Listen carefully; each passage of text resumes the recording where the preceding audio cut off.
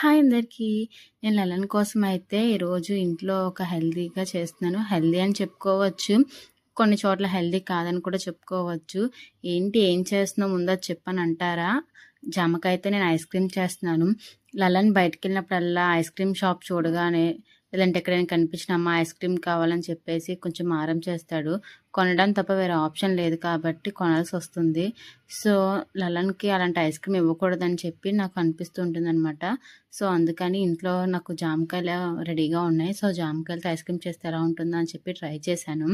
నిజంగా చాలా వచ్చింది. ముందుగా అయితే జామకాయ స్ రౌండ్‌గా కట్ చేసేసుకొని దాంట్లో ఉన్న పల్పంతా తీసేసి దాంట్లో ఫ్రెష్ క్రీమ్ ఏసి షుగర్ బదులు నేను హనీ వేసుకుని అయితే మిక్సీ చేసేసుకుని వేసుకుని ఫ్రిడ్జ్‌లో అయితే పెట్టేసుకున్నాను. నెక్స్ట్ డే మార్నింగ్‌కి చక్కగా రెడీ అయిపోయింది. సో, చూసాను చక్కగా స్లైసెస్‌లా కట్ చేసుకున్నాను. టేస్ట్ అయితే చాలా బాగుంది. నెక్స్ట్ వీడియోలో లలన్ అండ్ మా హస్బెండ్ రియాక్షన్ పెడతాను. వీడియో నచ్చితే